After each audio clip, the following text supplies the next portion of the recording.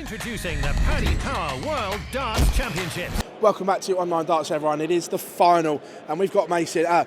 Mace, first of all, we're here again. Where has these 3 weeks gone? Yeah, they've just flown by. Like the first 10 days was a bit of a slog, and then post-Christmas, it's just been incredible. A fabulous tournament, couple of 9 darters. I think we might get one tonight. Yeah, look, what a final we have in prospect, but only one can be king. Right now, what's going on downstairs, do you reckon? Well, it's interesting. I just did Talk Sport, and we were meant to have Michael on.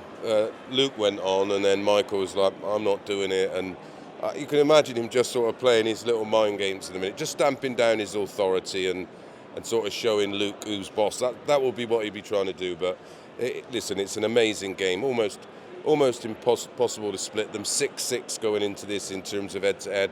They've met in 2 finals before. It's 1 apiece.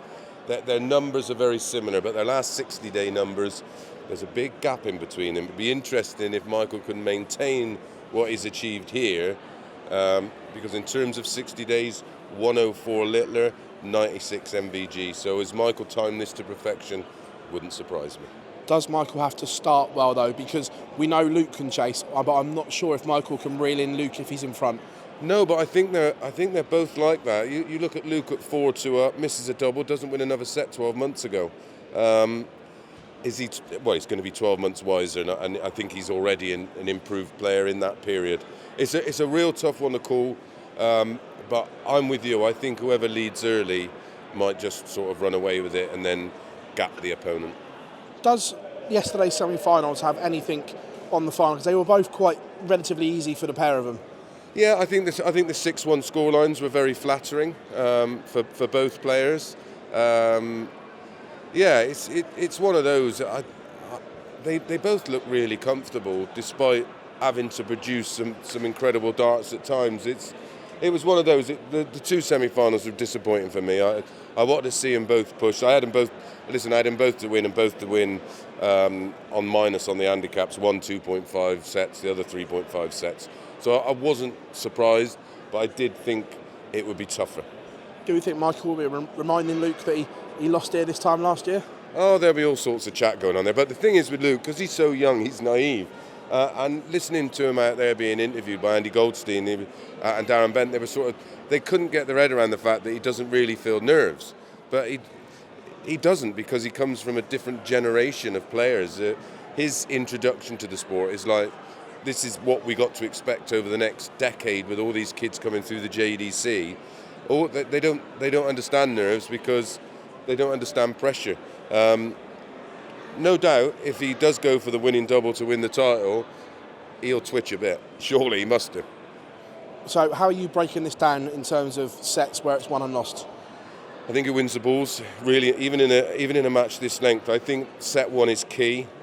I think, for example, if Luke's won the ball, gets away and wins set 1, and then breaks MVG early in set 2, I think the shackles will be off, and I think Michael might want to win it too much. I don't think Luke wants to win it more than Michael. I don't think there's a player alive that wants to win this title more than MVG because of the distance in between titles, what's gone on, all the talk about Luke, the fact that everybody was talking about Luke Humphries, the fact that he's not the best. Well, he's not ranked the best player in the world, and I think all of that may just make him want it too badly, or he may use that as energy to go up and produce the darts that we know he can. Listen, these two had a game last year in the Premier League. One of them, I think Michael averaged 110 and got beat to 114. Euro Tour game as well. The Euro Tour games, where again you're talking 110s, 112s.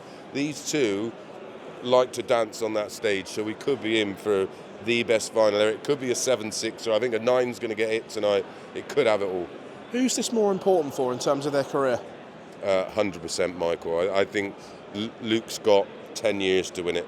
I think if Michael doesn't win this one, then maybe he doesn't win another. I don't know.